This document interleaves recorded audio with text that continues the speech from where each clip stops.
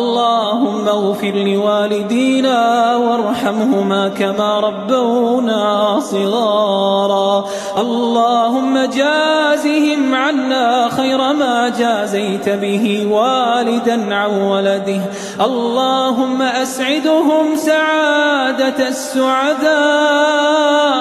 اللهم إنا نسألك لهم خيري الدنيا والآخرة.